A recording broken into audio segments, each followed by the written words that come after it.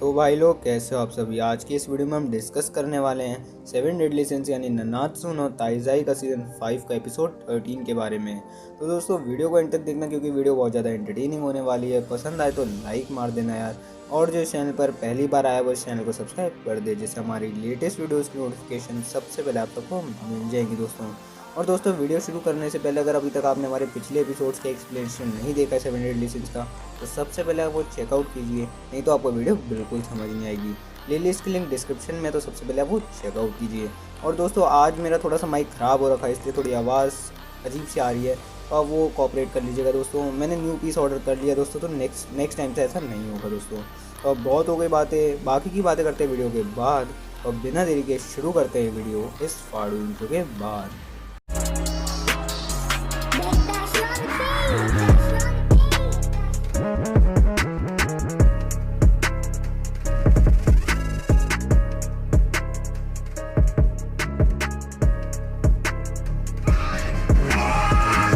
तो दोस्तों एपिसोड की शुरुआत में दिखाते हैं कि जो लुडोशल होता है वापस जा रहा होता है, यानी कि लिविंग वर्ल्ड में से वापस वो जा रहा होता है।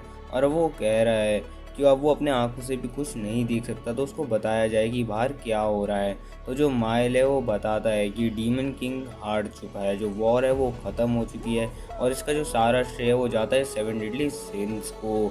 अगर आज 7 डेडली सिंस नहीं होते तो शायद से हम ये वॉर नहीं जीत पाते। तो अब लुडोशियल कहता है कि अगर तुमने डीमन किंग को हरा दिया तो इसका मतलब ये नहीं कि होली वॉर ख़त्म हो चुका है। ये सिर्फ एक फर्स्ट स्टेप है जो कि गॉडेस और डीमंस को वापस लाएगी। जो इतने सालों से उनकी लड़ाइयाँ चल रही थी वो ख़त्म होना स्टार्ट हो जाएगी। अब एलिजाबेथ कहती है कि हाँ मैं इस बात से अग्री करती हूँ, और वो बोलती है कि मैंने कभी नहीं सोचा था कि ये वर्ड्स मैं तुम्हारे मुंह से सुनूंगी लुडोशियल। और अब वो कहती है लुडोशियल को वो थैंक यू कहती है कि तुमने अपनी जान को रिस्क में डालकर हम सबकी जान बचाई है, इसके लिए वो उसको दिल से थैंक यू कहती है। और अब लुडोशियल हंसते हंसते लिविंग वर्ल्ड से चला जाता है। अब सीन शिफ्ट होता है वॉर पर, जहाँ पर जो डीमंस होते हैं वो रिट्रीट करना शुरू कर देते हैं, और सब शॉक्ड हैं कि ये रिट्रीट क्यों कर रहे हैं। अब सीन शिफ्ट होता है 7 डेडली सिंस पर, जहाँ पर जो 7 डेडली सिंस हैं वो थोड़े से उदास हो रखे हैं।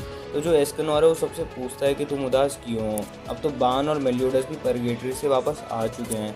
तो जो किंग है और जो डियान है वो बताते हैं कि जो एलिजाबेथ है वो कल मरने वाली है, और अभी तक हमें उसका रास्ता नहीं पता कि हम कर्स कैसे तोड़ें। अब डियान बहुत ज़्यादा रो रही होती है और वो कह रही होती है कि अगर ऐसा ही चलता रहा तो एलिजाबेथ कल मर जाएगी।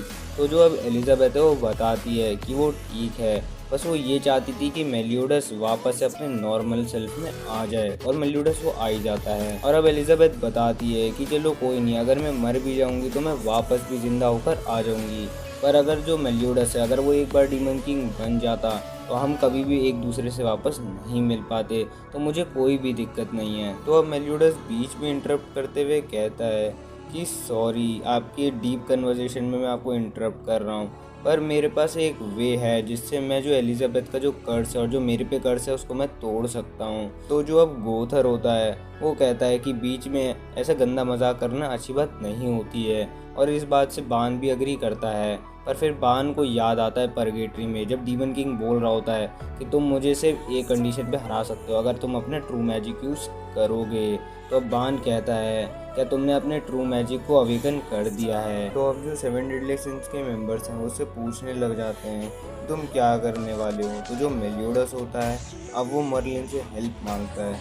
अब मर्लिन एक स्पेल यूज़ करती है कर्स डिस्कवरी, जिसके मदद से जो कर्सेस होती हैं उनको एक फिजिकल फॉर्म मिल जाती है। और अब उस स्पेल के बाद जो मेलियोडस और एलिजाबेथ के ऊपर कर्स हमको फिजिकल फॉर्म मिल चुकी होती है, एज आप स्क्रीन पर देख ही रहे हैं, एवरलास्टिंग लाइफ और इटर्नल रीइंकार्नेशन को। अब जो मेलियोडस है वो अपनी ट्रू मैजिकल फॉर्म में आता है। उसकी ट्रू मैजिकल फॉर्म को देखने के बाद सारे 7 डेडली सिंस शॉक्ड हो रखे होते हैं, और अब मेलियोडस अपनी ट्रू मैजिक फॉर्म की मदद से उन कर्सेस को बड़े ही आराम से तोड़ देता है हमेशा के लिए। मर्लिन भी शॉक्ड होती है कि मेलियोडस की ट्रू मैजिक ने बहुत ही आराम से उन कर्सेस को तोड़ दिया, और उसने ऐसा कभी नहीं सोचा था कि वो इतनी आसानी से तोड़ पाएगा। अब एलिजाबेथ और मेलियोडस गले मिलते हैं, और वो गले मिलते हुए बहुत ही ज़्यादा प्यारे लग रहे हैं।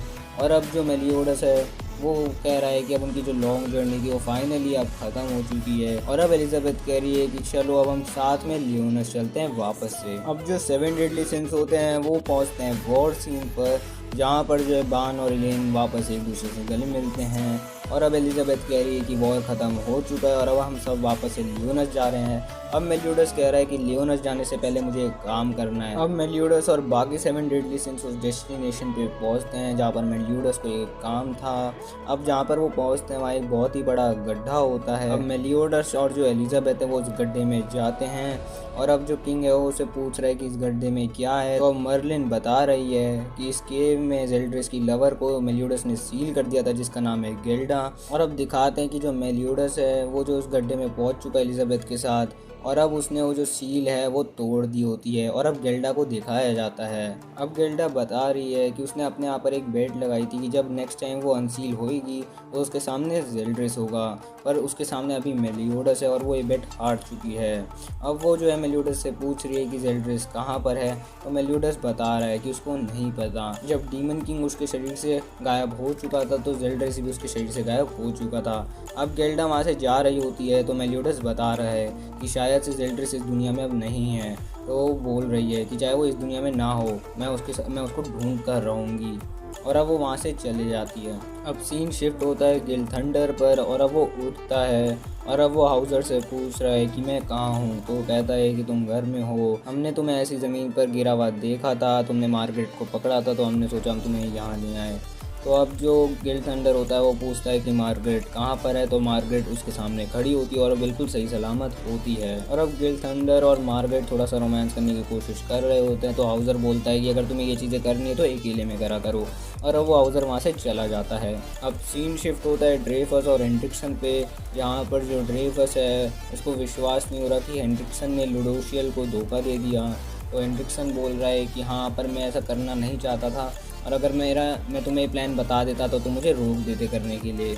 अब जो ड्रेफस है वो बता रहा है कि जो मेरा बेटा है वो भी अब बड़ा हो रहा है और उसकी भी अब आगे जाकर फैमिली शुरू हो जाएगी और मेरे अब तुम्हारे अलावा मेरा कोई है भी नहीं, तो मैं नहीं चाहता कि मैं तुम्हें खोऊं। अब वो दोनों बोर हेड पर चले जाते हैं दारू पीने के लिए। अब सीन शिफ्ट होता है जेरिको पर और उससे मिलने आ रखे हैं गीला और उसका छोटा भाई डेल। और ये सीन कुछ ज़्यादा इंपॉर्टेंट है नहीं तो मैं इसको एक्सप्लेन नहीं करने वाला हूँ दोस्तों।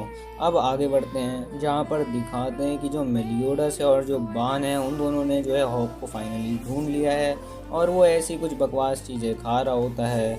और अब वो मेलियोडस और बान जो है हॉक को कह रहे हैं वापस से बोरैट में आने के लिए। तो हॉक बोल रहा है कि मैं यूज़लेस हूँ, बिल्कुल मैंने वॉर में किसी की मदद नहीं करी, बल्कि बान और एलिजाबेथ को मुझे बचाना पड़ा वॉर में, मैं बिल्कुल यूज़लेस हूँ, मेरे को हक नहीं है तुम जैसे हीरोज़ के साथ घूमने का। तो अब जो बान है वो जो है हॉक को कह रहा है कि मैं अभी भी तुम्हें रिस्पेक्ट उतना ही करता हूँ जितना मैं तुम्हें पहले करता था।